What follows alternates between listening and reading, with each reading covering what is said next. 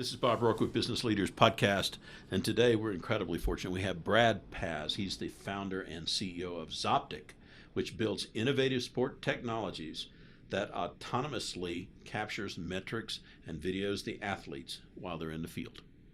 So, Brad, thanks so much for taking the time to come on the show. Thank you. I was happy to be invited here and look forward to our conversation. Yes, sir. Well, tell us about your company and what it does.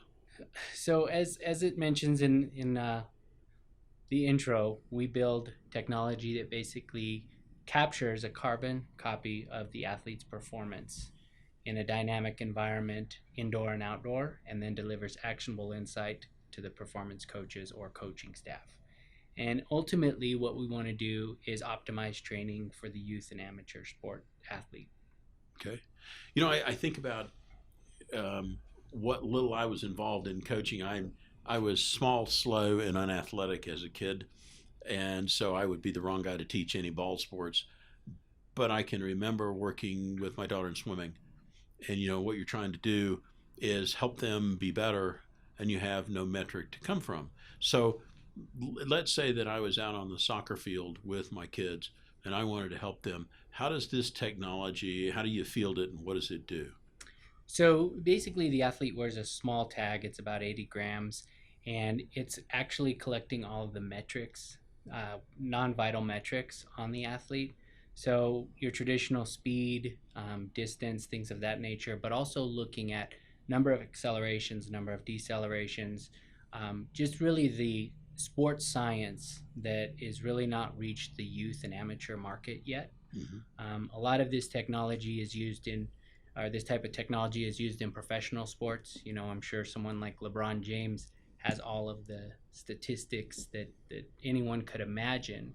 But really, we're trying to bring it down to the youth and amateur levels to be able to help those athletes improve their performance. But I think safely doing it in an optimal way, and that really needs to come from a performance coach. So we're not like maybe a watch or a band that'll tell you what kind of day you're having. We really want to deliver that insight, that objective data to the performance coach, because he or she really knows and understands how to use that data to help the athlete get better. And I think So is this like a solo application, or if you had an entire team, would it capture all? it's a great question. Yes, and it is a team product. Okay. So that's really what we're focused on, is making sure that all of the athletes on the field have one of our wearable tags on. And I think when we look at that, there's a couple different applications that we run into in the market. And I think from a coaching perspective, there's three things that they look at, or three things that they would review. There's a tactical analysis, the X and O's. There's your statistical analysis, so assists, pass, things of that nature. And then there's the third one, which would be analytics, more around the body. What's the body doing? How much exertion is the body having? Zoptic focuses on the analytics and the tactical side. We don't really look at the statistical side. Right now, there's quite a few software applications that will allow you to do that. What strikes me about this is going like, how did you get down this path to develop this technology? Well, it started with my kids. So I have three kids, 10, 11, and 26. So my oldest one was playing basketball for a high school in Denver, and I was the dad trying to film the games. I learned very quickly that I was not very good at videography. It gives you an odd view of a ball game. It does. It does. And I think the other part that was more of an emotional tie is I wasn't really present for a game, and that was frustrating to me. So we started the business in 2015, and we actually started out as a consumer product. You're going to be a parent, athlete has a tag, you dock your mobile phone, you press play, and you sit back, and the phone's going to follow your athlete. Mm-hmm. So we did that for about 18 months. There was a significant amount of feedback just on the margins are so slim on a consumer product, and then the manufacturing demand is so difficult, to really monetize it.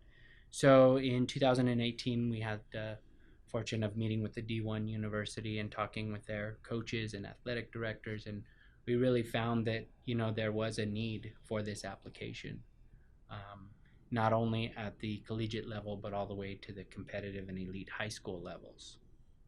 I think about for the field of vision from a coach. If you've got multiple players on the field, I think it would be challenging to try to take and offer appropriate feedback. Either you've got a really top performer that could just get tweaked a little, and you've got the junior performer that has potential but needs more help. So for let's say that you've got a soccer team on the field, can you then, with the product, it's attached to every player. Can you then later segregate each player based on their? Yes, yes, you can. So you can look at an individual person. Let's say one of the examples we run into is a return to play. Someone's injured, whether it's a knee, something of that nature. A couple of the coaches we talked about, they would want to know how many decelerations that athlete is having to try and get them back to where they were in a safe environment, right? Because it's hard to know, because these kids want to play, right? What kind of stress is happening to the knee on the recovery. There's just a lot of different applications that we can take this, not only from the individual level but from the team perspective as well.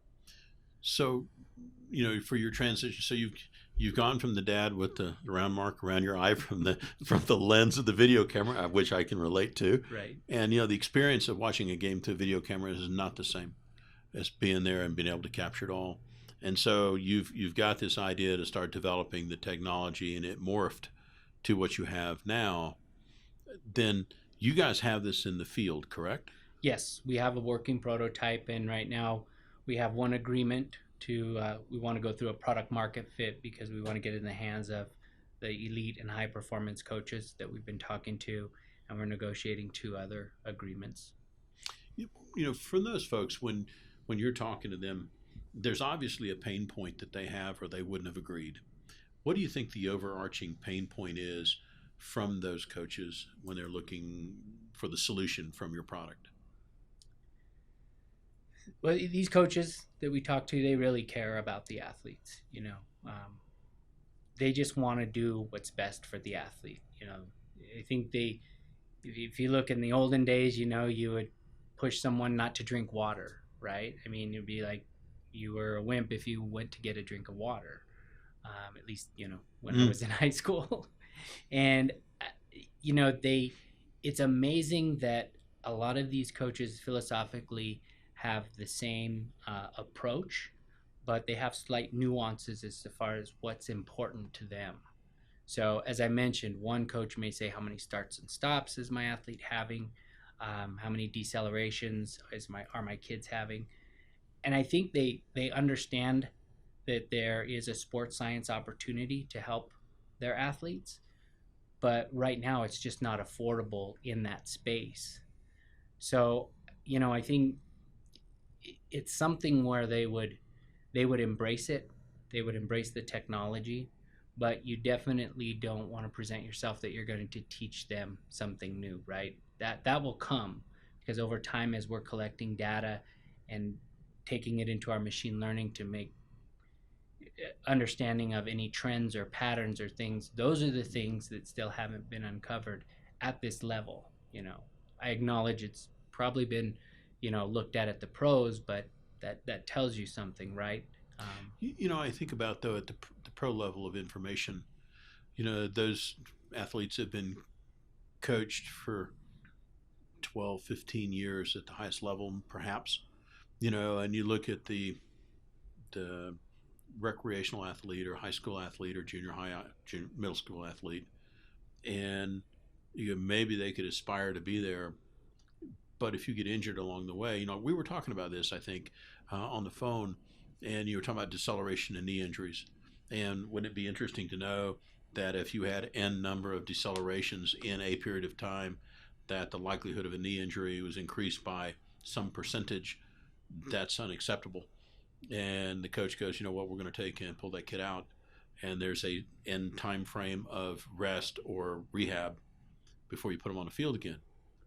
And you go, if you knew that kind of data, and I would imagine in your data sets as you capture, you know, the trends will start to exhibit. Yep. What are you hearing from the coach with it in the field? As far as how Yeah, they, what are they thinking? Are there any ahas that they're getting?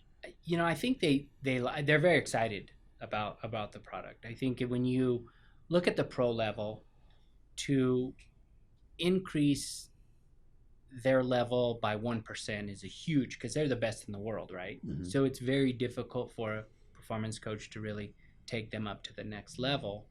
Not to say it can't be done.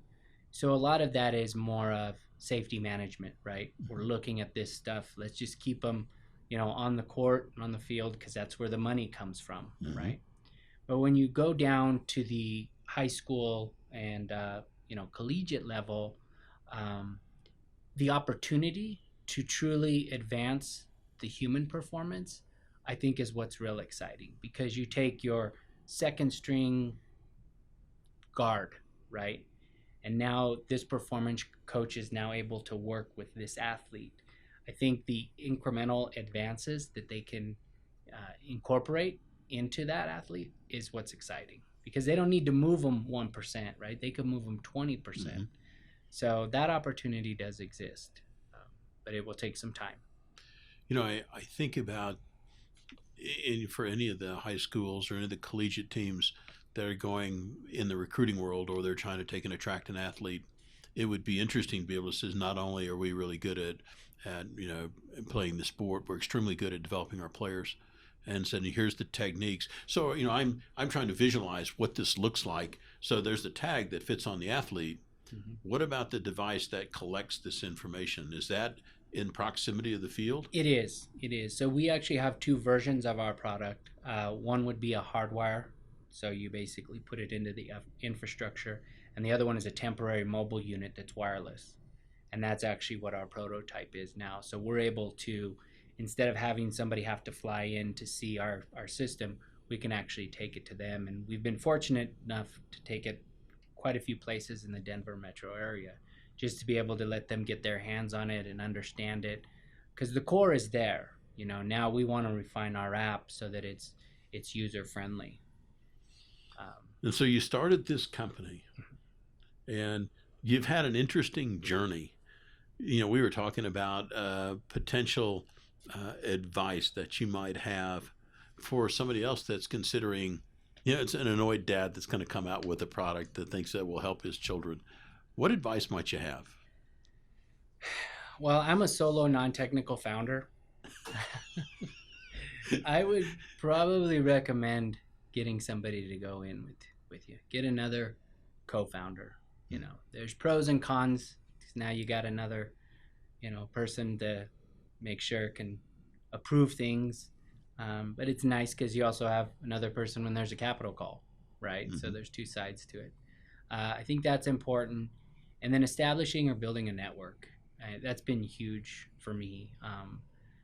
Just the introductions that are made, whether it be part of our team or a prospective client. I'm just very fortunate that the network that I have has been really good to me, because I couldn't do this alone. And you've been doing this now since what, 15? 2015. So we now have the 2020 version of Brad. Right. And so if the 2020 version of Brad could go back and talk to the 2015 just starting out version of Brad, what's the best piece of advice the experienced Brad would offer? Let me come back to that. Let me think about that. There's a couple of things, but I really want to think about one. Right. And so for you in your day-to-day, when you're working within the company, what does your day look like, or what does your week look like, because you're right now testing it in the field, getting acceptance, and then you'll go to fundraise at some point? Correct. So what does your journey look like right now? Every day is a bit different. I do my best to make sure that I have appointments scheduled out on a regular basis, that I'm always talking and engaged with the market, understanding the competition, that's out there, what's new. Because I think it's important that we not only build a product that is good today, but you have to leave room for what the future is bringing because technology moves so fast. Mm-hmm. So I spend a lot of time kind of looking at, is there someone out there that we could partner with? Is there a good fit? Um, I, I would say that it's just that every day it's a little different. And as so, let's say I'm a coach, and I'm going like that. Really sounds intriguing to me. What type of dialogue would I need to have as a coach with you to be able to field test your product? Well, depending on if you're talking to a college or a high school, there's typically layers, right? Okay. So it really depends who the audience is because sometimes that performance coach will need to go to the athletic director or maybe they have a sports science department. A lot of times we try from more of the bottom up approach because we've had conversations with athletic directors where, yeah, it's great. I want this, this is going to help us, which what all these organizations are looking for is a competitive advantage Mm-hmm. to recruit and develop, Mm-hmm. right? Those are the two things that everybody wants at almost all levels. But if we start at the athletic director and he or she comes in and loves it and you don't get the buy-in of the people who are using it, so we've really focused on trying to go the bottom up. Here's what it is. We have a pilot program, the very affordable pilot program for people to help us in our product market fit Mm-hmm. of the program. So it's a little different with each coach, and it takes time because they're very protective of their craft, which I respect, but they're also very protective of their kids. So we make sure that they understand, look, we're going to be filming, we're going to be, tracking these metrics, we're keeping this all in house, right? Until we established a firm agreement, then we'll work through what happens. And you've mentioned, I think, more than once, product market fit. When you, what images or thoughts go through your mind when you talk about product market fit? Well, ultimately, our system, we want to make it a very pure experience. And what I mean by that is coaches don't have a lot of time to set up a bunch of stuff and, they just don't have time, Mm-hmm. right? So we want to understand, what's the easiest way for us to incorporate this into your world now, right? Without you having to do a ton of different things. It also lends to the players as well, right? The players, most of them will probably find are accustomed to putting a little tag in a vest or a belt, but we have to keep it a pure experience because at any point in time, I don't know if you've seen Bill Belichick where he throws that iPad down on TV. That's what we're trying to stay away from. But beyond that, so if you look at the setup, the actual deployment of the system, but on the back end, what is that user experience, right? Because the coaches aren't going to be carrying around a laptop, right? They might have their cell phone, but what opportunities, which we have some, could an iWatch be easy to just tap and bookmark that specific performance moment, right? So that's pretty much what the product fit. For the so you've got the coach's perspective. When you talk to the players that have gone through this, what are you hearing from the players? The players are excited, to be able to get this kind of information. I think it creates a layer of transparency, um, for them to kind of see where they are, to have that data to be able to understand how can I get better, or what maybe it's a situation where a dad believes his son or daughter should be playing more. The coach can pull out, the workload. Here's the workload that your son or daughter is giving me during practice. I can't really start them, and I need some more. So I think it's exciting where this can go. That sounds like gap analysis to me. It is. I think about as let's say we roll the clock forward a number of years, and the body of data that's at hand, and the second order thinking from the machine learning, and you go, this is an optimal workload. This is for this particular skill position. this is what we see. These are the speed requirements, and it would be interesting to know just raw speed versus start stop speed. And how first three steps. Are you really good on the first three steps or not? And you're really good elsewhere, but you suck on the first three steps. And you go, okay, we need to take and have you trained on how to take and get off the line. Yep. And there's people that know how to use that. I don't claim to know how to use that, but I want to give that information to the coaches. Well, I think for the athlete, I'm working my butt off and I'm still not getting better. And you look at that kind of kid and you go, I love the spirit, and you're trying to figure out how do I take and help them be as good as they can be. That type of insight, I think, would be extremely rewarding. Yes. Is there a sport that it really doesn't fit? Right now we're tackling a soccer field, and Mm-hmm. it's just due to the large one. We can get there, but really, it's the main core team sports. Mm-hmm. So you've got your football, your soccer, basketball. Which soccer and basketball really have the highest numbers, just because both girls and boys can play it. Mm-hmm. But we've tested in a hockey rink. I like that. And then we also look at some lacrosse fields, although, the size, because it's very important that we deliver accurate information, and the larger the field, the more infrastructure we would have to incorporate. Yeah. But we'll get there. I think about that development. And so for you, the journey is not without its potholes. So what do you do to keep focused and keep upbeat and go into the fray every day? Uh,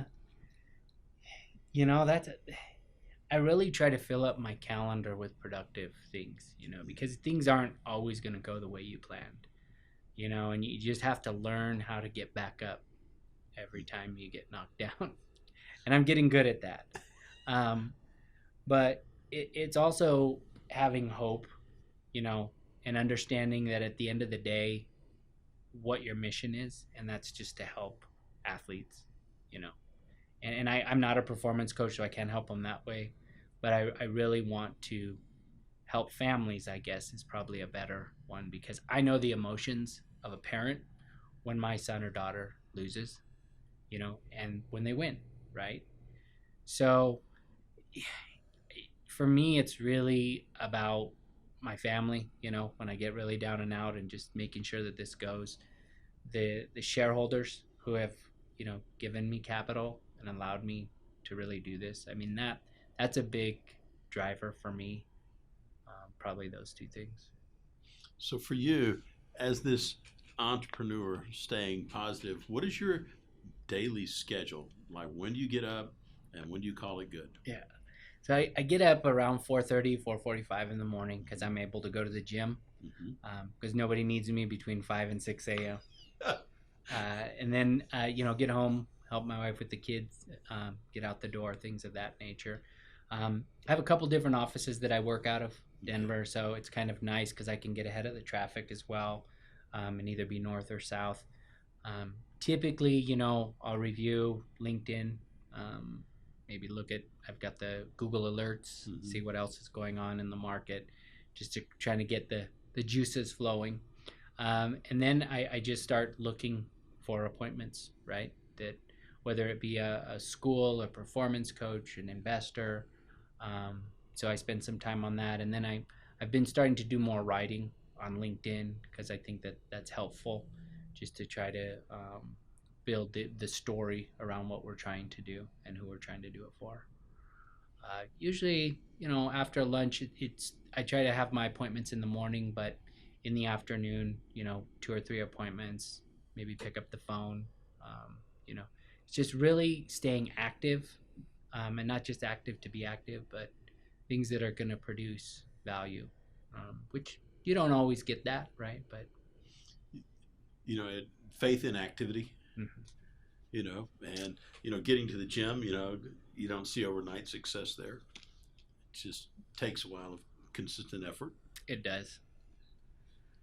So let's see, over the past few years, You had a certain belief or protocol that you might have had in the company when you started, and now you look at beliefs and protocols that you put in place to guide your company. What's what might be one of those beliefs or protocols that you put in place that says, "Man, I'm so glad I did that. It really helped me move the puck forward." What is it that you might have put in place that helps? Well, last year I actually brought in a head of engineering, and you know, to me that's helped because it's helped offload a lot of the technical work because the engineer speak. I'm way better at it than I was 2 years ago.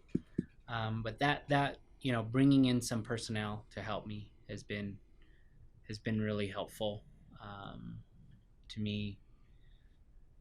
I think there's a number of things that just take time that you're not going to read in a book, right? That you're just going to have to sometimes learn the hard way. Tuition.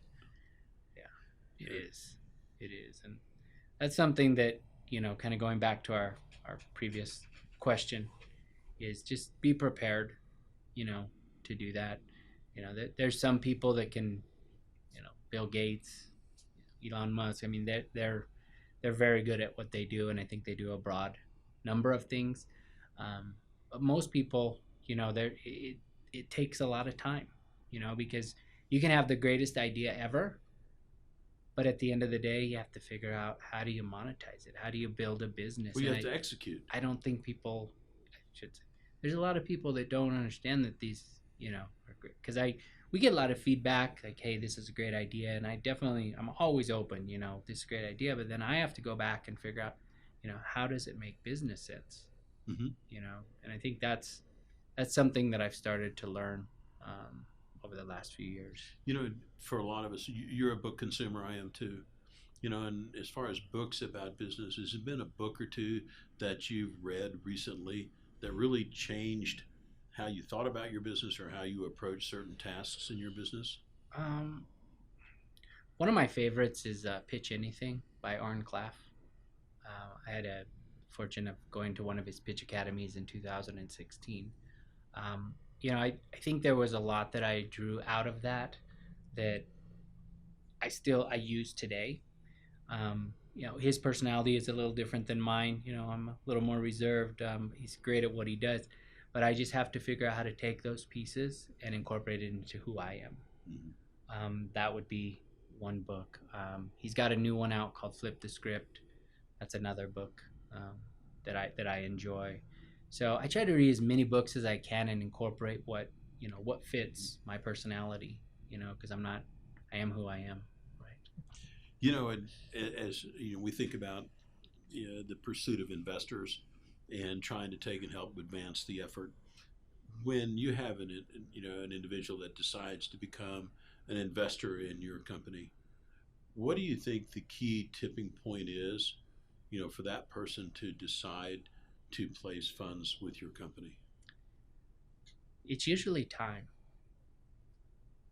In my experience with the investors that have come to us, it takes time for them to get to know you, to trust you, and to like you. Mm-hmm. And I think it really comes down to time.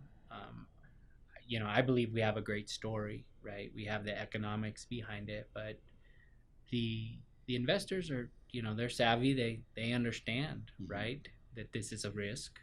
This is a big risk. So Do you think it's? Do you think they have the same, or they can see your vision? I do, and most of them, probably all of them, have kids, and they've had that emotion that I have, right? Same frustrations. Yeah, they're not all frustrations. My kids win some games, but you You know know, what I mean. well, I think this will sound rather trite, and for the kids, and did they win or not? I said, did you do the absolute best you could do? And if you did the best you could do and you still didn't win, he said that's fine. Maybe it's your personal best and you still didn't win, but you can take and build off your personal best. Yeah, And I think for me, my passion was always, can I take and provide an insider frame, a mental mindset that will allow them to take in and look at their efforts. If you don't train, you're not going to get the results. perfect practice makes a better outcome than just practice. Right. Those kind of things, and yeah, I think the frustrations of the parent, trying to help their children.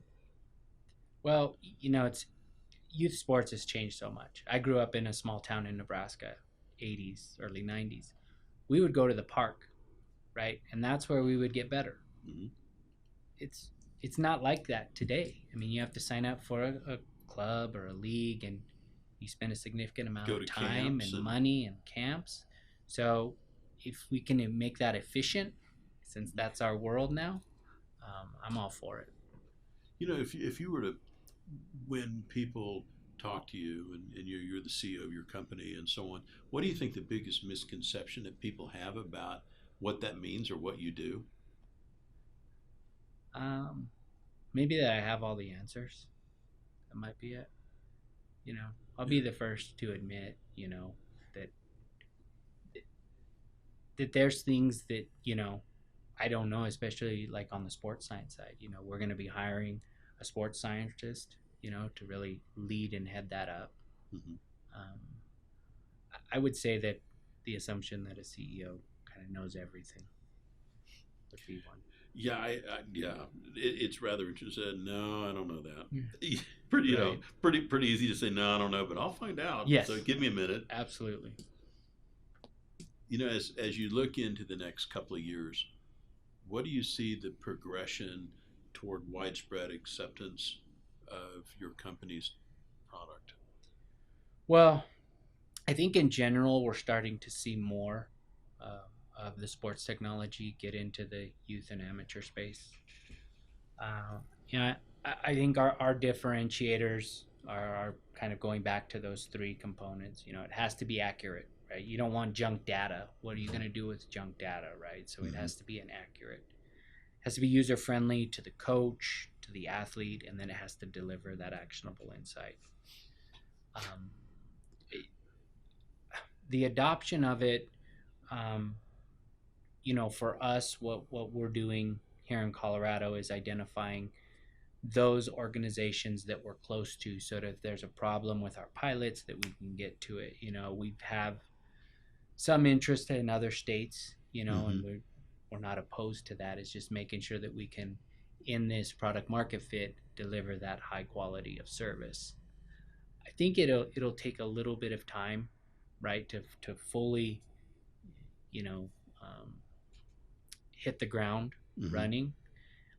One thing that we're seeing a lot here in Colorado, and it's already hit the coast, is the AI enabled cameras. Mm-hmm. So they'll put them up in the gym, and it'll try and follow. That's a different type of sports technology, more of on the entertainment side, Mm-hmm. right? But I think figuring out, some real stories of success is going to be important for us, right, to expand our presence. How long has your prototype been in the field? So hasn't been real long. I would say about six months. Okay. And so, the things that you look for, and what you're talking about is success stories, and you could have, is it the team successful or some of the players successful? And hopefully it'd be both, Mm-hmm. and are you hearing feedback that shows where the guy's saying, I got an insight that I didn't have before? Not yet. Okay. Not yet. Still working data. Still working data.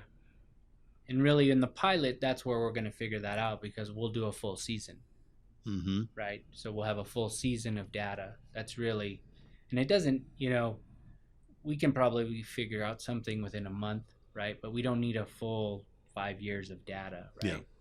So Well, really, even on scrimmage, right? you'd have, game like, data. Yes. And so the data is captured in the field and it's uploaded to a device, right? And then the coach or the players go back to wherever they go back to. And then when they go to review the data or the imagery, what do they walk me through what that looks like? So there's actually two applications. One would be like a dot map Mm-hmm. showing of where the athlete, and then you have the video right by side of it.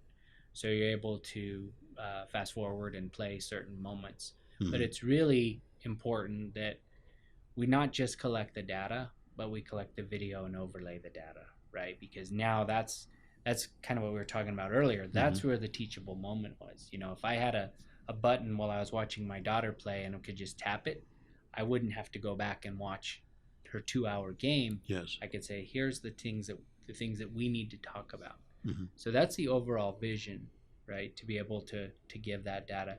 And a lot of it would be stored for historical use because you're able to see on the application what each athlete's metrics look like. So you'd click on that and it'd show little Johnny's running 10 miles an hour. You know, you click down the next one, running 15 miles an hour, whatever the number is. Will it show cumulative data for the day? Fred or Susie ran 4.2 miles today. Or it would on Yeah. the back end. See, I think that would be really interesting on the conditioning standpoint as well. It is. I mean, I think we're just scratching the surface. When I was in high school, you know, coach would say, everybody go run 3 miles, right? Regardless of the temp. Regardless, yeah, and regardless of what position. Yes. I mean, those days are changing. Yeah. You know, and I think getting this information into the right performance coaches is really where you'll see the success. You know, I think about field positioning, right? And so if you have intelligence on another team and you go, that person really needs to be 5 feet to the left instead of where they are, you know, because they don't speed requirement or whatever tendencies. That's, you know, I'm kind of a data guy. And so I get all geeked out on the edge, you know, how can you develop the edge? Right. And, you know, and so on, and train to purpose is a good idea. So, well, I have quizzed you for a long time, you know, and so, you know, I think for the coaches out there, if they have an interest, how do they find you on social media? LinkedIn is probably Okay. where I'm most active. All right. So it's just Brad Paz. LinkedIn, you can search me there. PAZ. PAZ. Yep. Yeah. And Zoptic is Zoptic. Yes. Get Zoptic. Get is Zoptic. The website. Okay. So. And you know, for the listeners out there that have children in sports, I would encourage you to take and follow this development, and you know, visit the website. And if you're interested in it, reach out to Brad and see maybe how you can help your kids become all the athlete that they have, you know, they can be. So Brad, I appreciate you coming down for the episode, and much luck and success in your future, I hope, with your efforts. Thank you. Thank you again for having me. You betcha, Brad. Thanks so much. You bet.